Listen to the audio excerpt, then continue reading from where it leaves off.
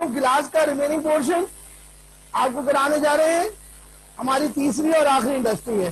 तो बोर्ड पे नहीं, स्क्रीन के ऊपर आप लोग देखेंगे, यहीं पर हमारा लेक्चर खत्म हुआ था, दोबारा से देख लीजिए। बच्चों, बुनियादी तौर पर गिलास की 6 टाइप्स होती हैं। उनमें से 2 टाइप मैंने आपको पढ़ाई थी, तीसरी टाइप मैं आपको पढ़ाने जा रहा हूं। इसका नाम है स्लिम और ऑप्टिकल गिलास। जैसे कि नाम से जाहिर है, ये वो गिलास है जिससे हम ऑप्टिकल डिवाइसेस बनाएंगे, चश्मे वगैरह बनाएंगे। इसका नाम है पोटैश लेड सिलिकेट, यानी यहां पर सोडियम की जगह पोटाशियम है और कैल्शियम की जगह लेड है जनाब।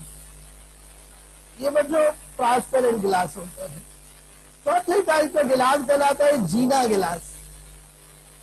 जीना गिलास, जीना गिलास is a mixture of zinc and borosilicate, यानी यहां पर जिंक भी है, बोरोन भी है।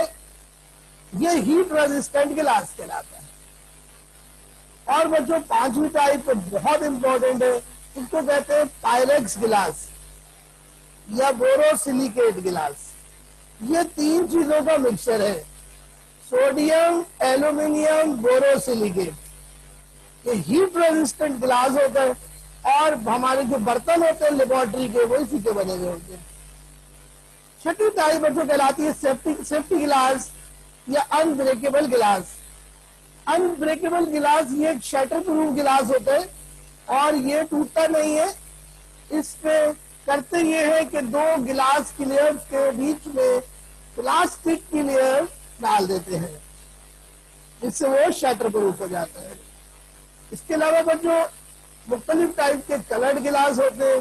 कलर्ड गिलास के अंदर कलर्ड गिलास कैसे बनाते हैं, इसके लिए बच्चों हम ट्रांजिशन मेटेलिक ऑक्साइड्स ऑर्डिनरी गिलास में डाल देते हैं। बच्चों, जो ट्रांजिशन मेटल के ऑक्साइड होते हैं उनका मखसूस कलर होता है। तो ये आप कलर आप देख लीजिए कौन कौन सा होता है। बच्चों, कॉपर ऑक्साइड से लाइट ब्लू कलर आता है, कोबाल्ट ऑक्साइड से डार्क ब्लू कलर आता है। इसमें कंफ्यूजन हो जाती है क्योंकि कॉपर के कंपाउंड ब्लू होते हैं, तो लोग समझते हैं कि डार्क ब्लू कलर आएगा, नहीं, लाइट ब्लू कलर आएगा। क्रोमियम ऑक्साइड से ग्रीन कलर आएगा। सिलीनियम ऑक्साइड और जिंक ऑक्साइड, इससे रेड कलर आता है। क्यूप्रस ऑक्साइड से भी रेड कलर आता है। क्यूप्रस ऑक्साइड खुद रेडिश होता है ना। MnO2 से वायलेट कलर आता है और कैडमियम सल्फाइड से लेमन येलो कलर आता है। बच्चों, ये कलर्स आपको याद करने होंगे, ये कंपाउंड्स आपको याद करने होंगे, ये ब्लैंक में आता है। बच्चों, कंपोजिशन ऑफ गिलास कोर्स में नहीं है, लेकिन पढ़ लीजिए, थोड़ा सा मालूम होना चाहिए। बच्चों, हमारा जो 90% दुनिया का गिलास है, तो गिलास की आउटपुट है, उसमें 3 चीजें इस्तेमाल होती हैं, sand, soda ash and limestone. मैंने आपको बताया था कि मोर देन 1000 टाइप के ग्लासेस मौजूद है, depending upon the properties and uses of गिलास। पाकिस्तान में हाई क्वालिटी का गिलास बनता है, लेकिन वो सारे का सारा एक्सपोर्ट हो जाता है, वो बहुत एक्सपेंसिव होता है। वो जो गिलास बनाने के लिए हमें 3 चीजें उस पर डालनी होती है। पहली चीज कहलाती है फॉर्मर, दूसरी चीज कहलाती है फ्लक्सिस या मॉडिफायर, और तीसरी चीज कहलाती है स्टेबलाइजर। फॉर्मर गिलासी स्ट्रक्चर बनाते हैं,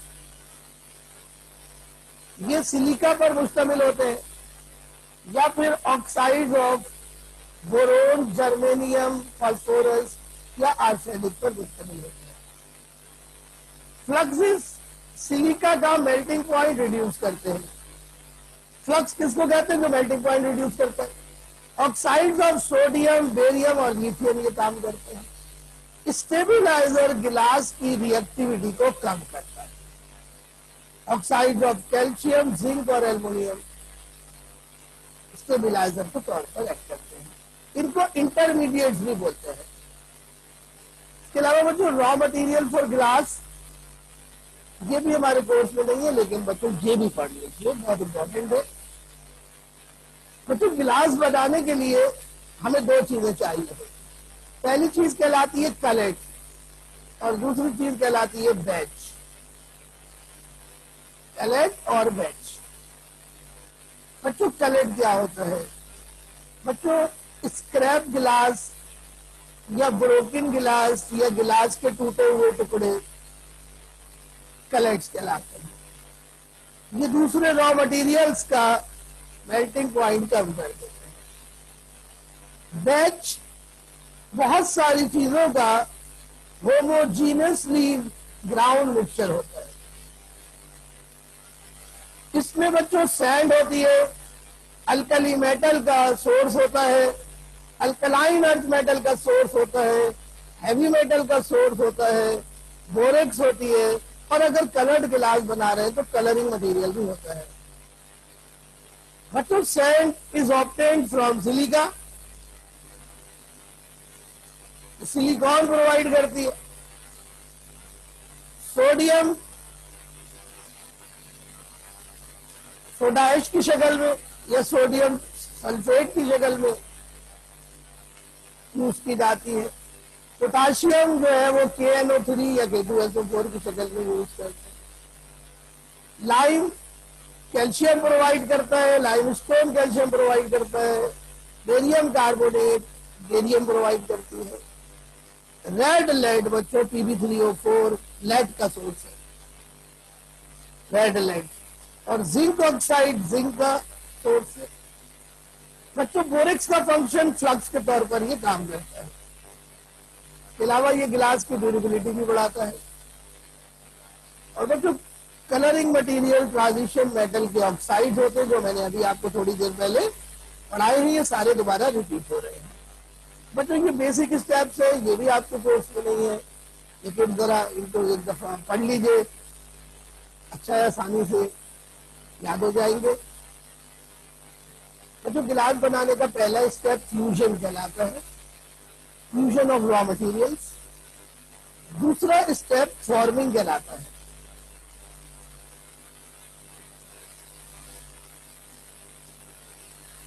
ड्यूरेबिलिटी का मतलब यह है कि जो गिलास है वो कितना पायदार है, ब्रिटल तो नहीं है और हल्के से हैमरिंग पर टूट तो नहीं रहा। बेसिक स्टेप गिलास बनाने के 5 है। पहला स्टेप है फ्यूजन, दूसरा स्टेप है फॉर्मिंग और शेपिंग ऑफ आर्टिकल्स। जब गिलास बन जाता है तो फिर हम उसको मुख्तलिफ शक्ल के आर्टिकल्स में कन्वर्ट करते हैं। ये काम ब्लोइंग से होता है, या तो ये काम मैनुअली होता है या मैकेनिकली मशीनों से होता है। तीसरा काम है एनेलिंग। एनेलिंग में हम गिलास को स्लोली कूल करते हैं। चौथा काम है फिनिशिंग। फिनिशिंग में क्लीनिंग, ग्राइंडिंग, पॉलिशिंग, कटिंग, ये सारी चीजें फिनिशिंग कहलाती है। और आखिर में हम गिलास पर डिजाइन बनाते हैं, इसको कहते हैं ईचिंग। ये बच्चों मैंने आपके लिए एक चार्ट बनाया है, बहुत ही अच्छा सा। गिलास की तमाम टाइप्स को मैंने समराइज किया, इसलिए मैंने आपको भेजा है। तो बच्चों यहाँ पर हमारी इंडस्ट्रीज जो है वो खत्म हो रही है। तो ये था बच्चों हमारा टॉपिक आज का। अब हम आपको बायोकेमिस्ट्री पढ़ाए या नॉमेनक्लेचर ऑफ कॉम्प्लेक्सेस कराए, आप लोग क्या कहते हैं जी? क्या करना है आप? What do you want? Biochemistry या डी ब्लॉक? बायोकेमिस्ट्री या डी ब्लॉक? वोटिंग हो रही है। जो ज्यादा वोट करेगा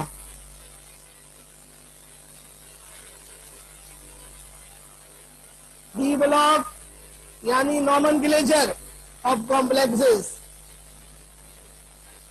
ये वोटिंग हो रही है। जो ज्यादा वोट जिसके हक में आएंगे वही पढ़ाया जाएगा। भी धांधली नहीं होगी था। ये पाकिस्तान के इलेक्शन नहीं है, जो होगा उसी के मुताबिक फैसला किया जाएगा। जल्दी से अपना वोट दे दीजिए। अभी तक सिर्फ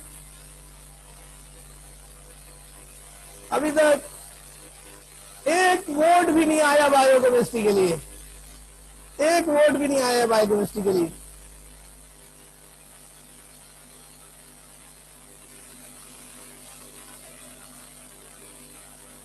और बच्चों, जब आप लोग कह रहे हैं तो हम लोग डी ब्लॉक ही स्टार्ट कर रहे हैं, तो हेडिंग अपने पास लगा लें जल्दी से। Chapter number 5, D block elements. D block elements.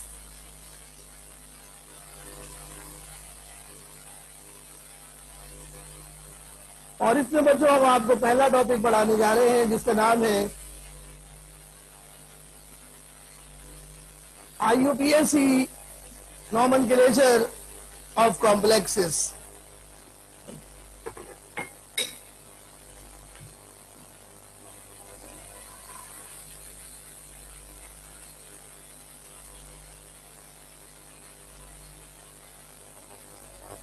IUPAC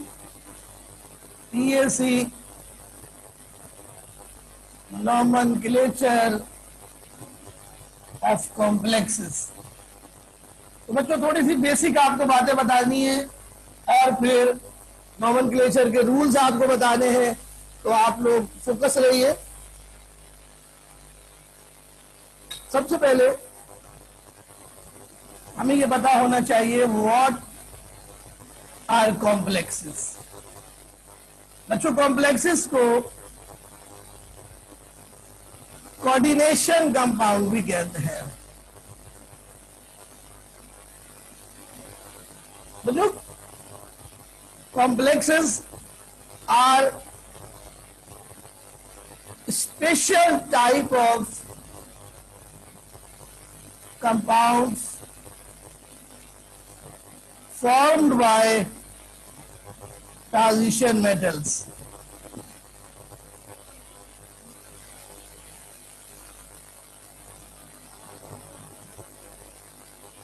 बच्चों ये स्पेशल टाइप के जो कंपाउंड है जिनको हम कॉम्प्लेक्सेस कहते हैं, इनकी खास बात यह है कि they contain complex ion in which central atom, जो कि हमेशा ट्रांजिशन मेटल होती है, is surrounded by number of neutral और चार्ज्ड स्पीशीज जिनको लीजेंड कहते हैं। This is the definition of complex. बच्चों कॉम्प्लेक्स में स्क्वायर ब्रैकेट यूज करते हैं।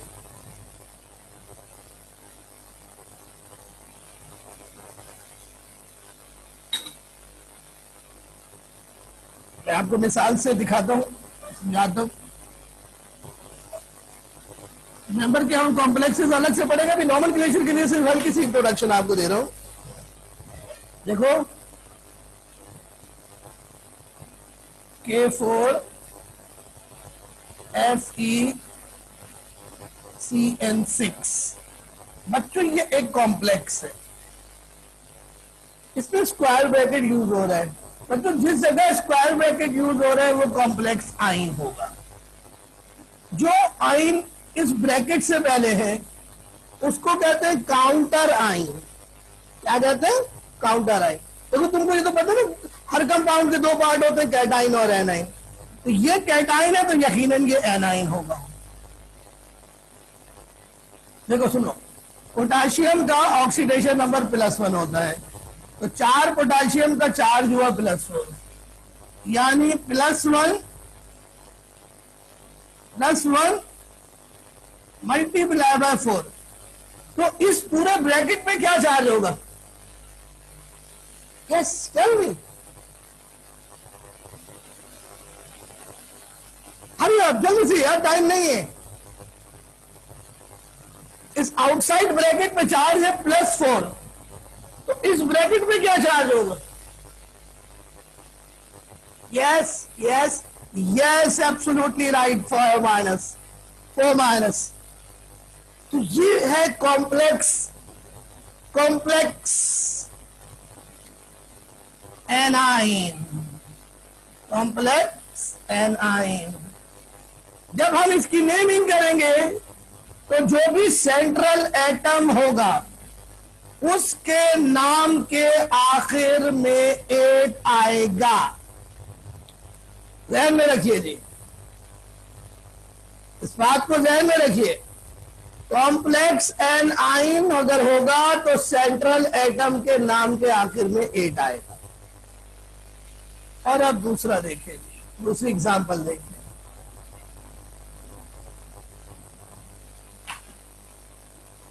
ये देखिए जी एग्जांपल,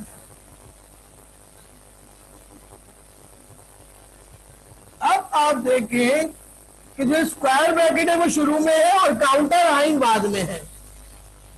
इसका नाम है सल्फेट। सल्फेट में क्या चार्ज होता है? 2-। तो बताइए ब्रैकेट में क्या चार्ज होगा? 2 बिल्कुल सही है। तो जनाब ये जो हमारा आइन है कॉम्प्लेक्स, इसको कहेंगे कॉम्प्लेक्स कैटाइन। बच्चों इस कॉम्प्लेक्स कैटाइन में ये चीज यानी जो शुरू में मेटल लगी हुई है इसको कहते हैं सेंट्रल एटम, और सेंट्रल एटम के अलावा जो भी चीज है उसे कहते हैं लीजेंड। बच्चों अगर कॉम्प्लेक्स कैटाइन हो तो जो भी सेंट्रल एटम होगा उसके नाम में कोई चेंज नहीं होगी, नो चेंज इन नेम। ये बात आप ध्यान में रखिए। और अब मैं आपको नॉमेनक्लेचर के रूल्स बाद में बढ़ाऊंगा, पहले आपको एक नए तरीके से बात समझाऊंगा। तो ये मिटा रहा हूं मैं।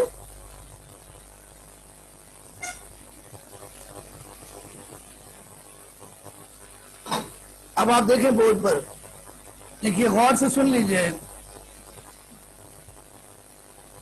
वही एग्जाम्पल जो पीछे लिखी थी दोबारा आपको बता रहा हूं। बच्चों पोटाशियम के ऊपर +1 चार्ज है, 4 पर +4 होगा, ब्रैकेट के ऊपर 4- होगा। ये कॉम्प्लेक्स आयन है, इसको कहते हैं एनायोनिक कॉम्प्लेक्स। अब मैं आपको कॉम्प्लेक्स के पार्ट बता रहा हूं। बच्चों जो चीज ब्रैकेट के बाहर है उसको कहते हैं काउंटर आयन। ये काउंटर आयन यहां पर पॉजिटिव है तो इसको कहेंगे काउंटर कैटाइन। अब ब्रैकेट में बात करते हैं। ब्रैकेट में जो भी मेटल है उसको कहते हैं सेंट्रल एटम, और उसके अलावा जो भी चीज है वो कहलाती है लीजेंड। लीजेंड क्या होता है ये बाद में आपको पता चलेगा, लेकिन थोड़ा सा बता देते हैं। ये इलेक्ट्रॉन पेयर डोनर होता है, और ये legend electron pair central atom को डोनेट करता है। लीजेंड्स 3 तरह के होते हैं, वो आपको बताएंगे अभी बाद में। फिलहाल अब हमने इसका नाम अगर करना है तो नाम की सीक्वेंस क्या होती है? देखिए सबसे पहले कैटाइन का नाम होता है, फिर एनाइन का नाम होता है। अब ये एनायोनिक कॉम्प्लेक्स है, तो अब आप देखिएगा सबसे पहले नाम देंगे काउंटर आयन को, फिर नाम देंगे लीजेंड को, फिर नाम देंगे सेंट्रल मेटल को, एम सेंट्रल मेटल,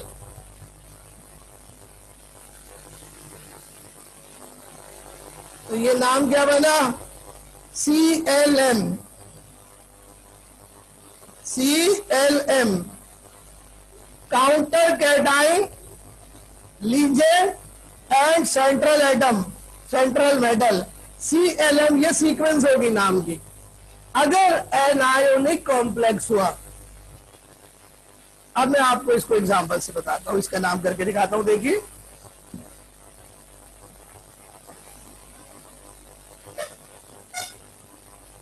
देखो बेटा, पोटाशियम का ऑक्सीडेशन नंबर +1 है, 4 पोटाशियम का ऑक्सीडेशन नंबर बना +4। प्यारे बच्चों ये साइनाइड है, इस एनाइन का नाम है साइनाइड। ये लीजेंड एनायोनिक है, इसका चार्ज होता है -1 और 6 है ये, तो 6 से मल्टीप्लाई करेंगे तो इसका चार्ज हो गया -6। तो बच्चों अब आयरन का ऑक्सीडेशन नंबर हमने निकालना है। अब आयरन का ऑक्सीडेशन नंबर हमें इसमें ऐड करना है। जब हम इसमें ऐड करें तो हमारा आंसर 4- आना चाहिए। तो क्या ऑक्सीडेशन नंबर बनेगा आयरन का? क्या सब लोग लिख रहे हैं भाई? क्या अच्छी बात है, जबरदस्त, +2 जी। तो हमें एक्चुअली आयरन का ऑक्सीडेशन नंबर यहां पे चाहिए था +2। अब हम इसकी नेमिंग स्टार्ट करेंगे। प्यारे बच्चों ये है कैटाइन और ये है एनाइन। सबसे पहले कैटाइन का नाम आएगा, फिर उसके बाद एनाइन का नाम आएगा। सीक्वेंस क्या होगी अभी मैंने लिखी है, CLM, यानी काउंटर आइन पहले आएगा। तो काउंटर आइन का नाम है पोटाशियम। पोटाशियम वो 4 है, हमें 4 नहीं लिखने, 4 हो 6 हो कुछ हो, हमें सिर्फ उसका नाम लिखना है। तो हमने काउंटर आयन में से C का नाम दे दिया। अब है L। L कौन है? लीजेंड। लीजेंड कौन है? साइनाइड। बच्चों अगर नेगेटिव लीजेंड होगा तो उसके नाम के आखिर में O आता है। क्या आता है? O। तो इस लीजेंड का नाम है साइनो। क्या? साइनो। लेकिन उस लीजेंड की तादाद कितनी है? 6। तो इसकी तादाद को जाहिर करना पड़ेगा बच्चों। साइनो से पहले 6 के लिए हम लफ्ज यूज करेंगे हेक्सा, हेक्सा साइनो। फिर हमने लीजेंड का नाम लिख दिया, अब हम लिखेंगे मेटल का नाम। मेटल कौन है? Iron, Fe। Fe का लैटिन नाम है फेरम। तो हम इसका रूट ले लेंगे फेर। फेर रूट ले लिया फेर। अगर कॉम्प्लेक्स आयन एनाइन हो तो उसके आखिर में 8 लगाना होगा बच्चों, अभी मैंने बताया था आपको। तो इसका नाम बना पोटाशियम हेक्सासाइनोफेरेट। बीच में कोई गैप नहीं आएगा। और आखिर में क्या करना है? आखिर में जो भी मेटल है उसका ऑक्सीडेशन नंबर ब्रैकेट के अंदर पैरेंथेसिस में रोमन में लिखना है। इसका नाम बना पोटाशियम हेक्सासाइनोफेरेट 2। अब एक नाम मैं आपको देता हूं, आप मुझे करके दिखाएं। प्रैक्टिस से ये बात आपको आएगी। आपको पहले लीजेंड्स याद करने होंगे, सेंट्रल एटम याद करना होगा, सारे कैटाइन एनाइन याद करने होंगे, तब ये नॉमेनक्लेचर में परफेक्शन आएगी। मैं आपको एक आपसे नाम करवाता हूं, आप मुझको नाम करके दिखाएंगे, फिर मैं आपको उसका नाम बताऊंगा। कोई चीज पूछनी होगी मैं बता दूंगा आपको।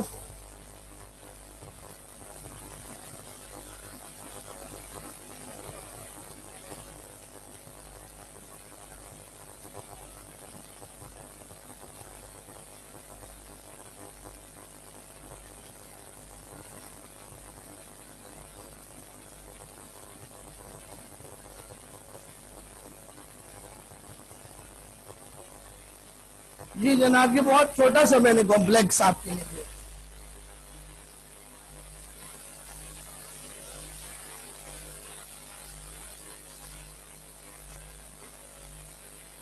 पूछना है? सोडियम है, मर्क्यूरी है, आयोडीन है, आयोडाइड। तो आयोडाइड आयोडो हो जाएगा।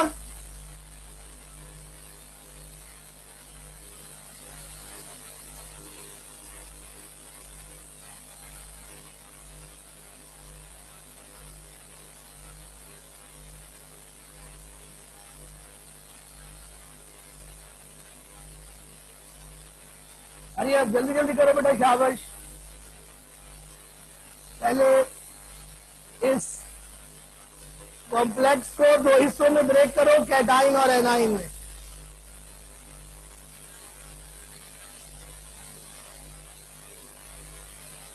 कहा थोड़ा सा गड़बड़ कर दी, ब्यूट नहीं आएगा बेटा। कहा 4 को कहेंगे टेट्रा,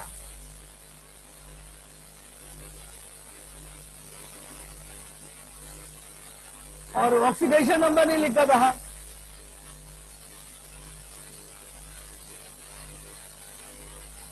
बट नॉट बैड, अभी तो पहले ही नाम आपने किया है, अभी इंशाल्लाह प्रैक्टिस करेंगे और आ जाएगा।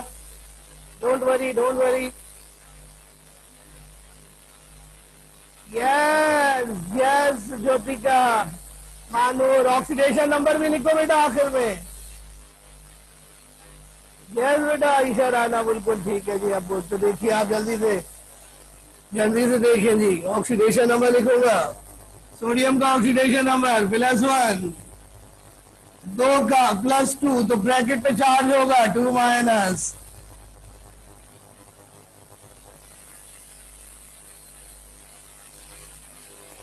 और ब्रैकेट पे 2- हुआ, ब्रैकेट पे 2- हुआ। आयोडीन का ऑक्सीडेशन नंबर -1, 4 का -4। तो मर्क्यूरी का ऑक्सीडेशन नंबर क्या रखें जब इस पे ऐड करें तो 2- आंसर आए, +2। अब हमने इसको ब्रेक कराई दी, ब्रेक करना है। This is the counter cation, and this is the complex anion. And now we name the compound. How? First of all, we write down the name of the cation, sodium, then there is a gap. Then we write the name of the ligand, and after that central atom. So ligand is iodide, and iodide is a negative ligand. Negative ligand के आखिर में आएगा ido, O आएगा, O is the sign for negative ligand, ido. So how many ido? There are 4 ido. So we first of all write ido, and before ido we have to write the number of the ido. How many idos? 4 ido, the tetraido. And then the name of the central atom is mercury. So we use the parent name of the mercury. हमने इसका root ले लेना है mercury का, मरकर। Central atom का नाम change हो जाएगा और उसके आखिर में 8 आ जाएगा अगर कॉम्प्लेक्स एनाइन होगा। तो अब हम इसके आखिर में लगा देंगे 8, तो इसका नाम बन गया बच्चों सोडियम टेट्राआइडो मर्क्यूरेट। बच्चों मर्क्यूरी का ऑक्सीडेशन नंबर आपने पैरेंथेसिस में ब्रैकेट के बाहर लिखना है। Is it clear to you? भाई समझ में आ रहा है बच्चों? यह सही लिखा है शराना आपने। एक नाम अभी और हो सकता है, कितना टाइम है जी? एक नाम और हो सकता है तो कर लेते। आप लोग इधर देखिए, हम आपको देते हैं। बहुत ही आसान सा नाम है, देखिए KMnO4, जिसको हम पोटाशियम परमैंगनेट कहते हैं। अब इसको खुद ब्रेक हम करेंगे, कॉम्प्लेक्स के अंदर इसको ब्रेक करेंगे तो पोटाशियम अलग कर देंगे, तो जो कुछ बचेगा वो कॉम्प्लेक्स साइन हो जाएगा। अब आप इसको ब्रेक मैंने कर दिया। अब ऑक्सीडेशन नंबर लिखिए, चार्ज लिखिए और इसका नाम बताइए।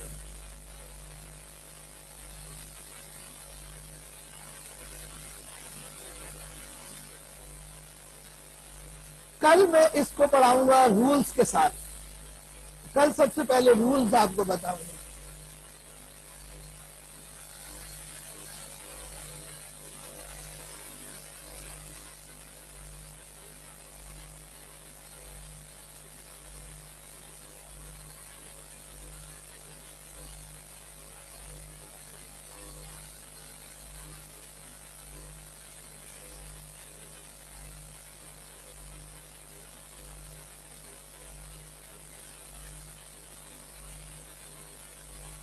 तो बेटा हरी अब जल्दी से। ऑक्सीजन का ऑक्सीडेशन नंबर -2। आप सबको पता है बच्चों, -2।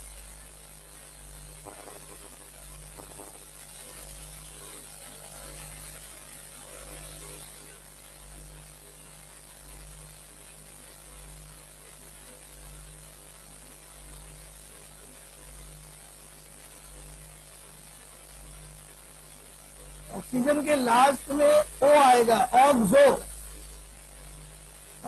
ऑक्साइड इज कॉल्ड ऑक्सो कहा।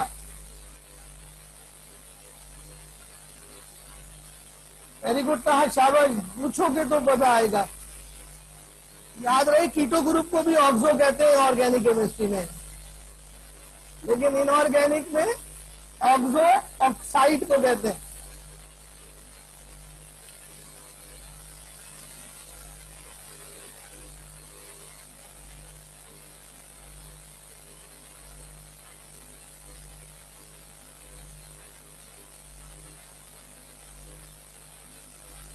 जल्दी भाई जल्दी करो, फटाफट टाइम खत्म होने वाला है बच्चों।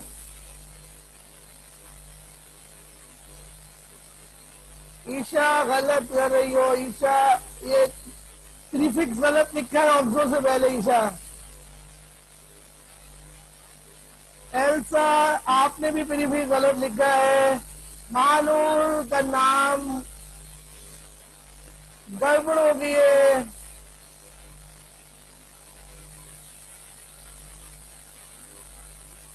और मैं इसका नाम आपको कराता हूँ, देखिएगा तवज्जो के साथ। मैंगनीज का ऑक्सीडेशन नंबर +7 है, इसका नाम बनेगा पोटाशियम। 4 ऑक्सीजन है, 4 के लिए वर्ड हम यूज करेंगे टेट्रा, ऑक्सो। और बच्चों मैंगनीज के लिए, मैंगनीज जो है वो बन जाएगा मैग्नेट, इसका नाम बनेगा potassium tetra oxo magnet 7। Potassium tetra oxo magnet 7। आपको याद आया, मैंने एक दफा ऑर्गेनिक में इसी तरीके से दिया था आपको सवाल, कॉम्प्लेक्स का नॉमेनक्लेचर के हिसाब से। तो बच्चों अभी मैं थोड़ा सा आपके साथ एक स्क्रीन शेयर करूंगा और आपसे कुछ बातें करूंगा। बच्चों ये देखिए आपके सामने स्क्रीन शेयर हो रही है, ये है रूल्स फॉर IUPAC नॉमेनक्लेचर। बच्चों ये मैंने बिल्कुल नए रूल्स बनाए हैं आप लोगों के लिए। याद रहे कि ये कॉन्सेप्चुअल में मैंने अलग से चैप्टर दिया हुआ है, ये चैप्टर मैंने अलग से दोबारा बनाया है। और अब मैंने रूल्स जो है वो हेडिंग वाइज बनाए हैं आपके लिए। कॉम्प्लेक्सिस के रूल्स टोटल 7 रूल्स है, और 7 रूल्स आप याद कर लेंगे तो सारा कुछ जितने भी दुनिया में कंपाउंड्स हैं उन सब का नॉमेनक्लेचर आपको IUPAC सिस्टम में आ जाएगा। तो पहले रूल का नाम है ऑर्डर ऑफ आइंस, यानी जब नाम लिखेंगे तो पहले किसका नाम आएगा? पहले कैटाइन का नाम आएगा, बाद में एनाइन का नाम आएगा।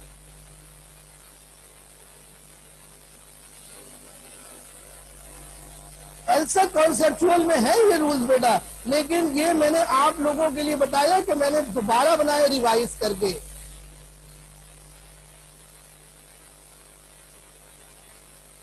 आप ये देखिएगा कॉन्सेप्चुअल में ये है जरूर, लेकिन मैंने चेंजेस करी है इनके अंदर बहुत अच्छी बेटरमेंट के लिए आपके। इसके बाद में जो दूसरा रूल ये है naming of ligands.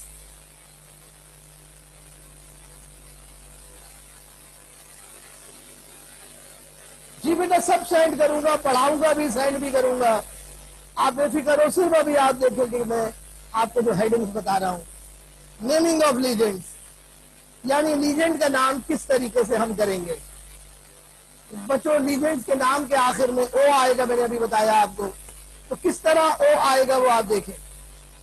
Hydroxide OH become hydroxo, cyanide become cyano. ये है बच्चों एजाइड।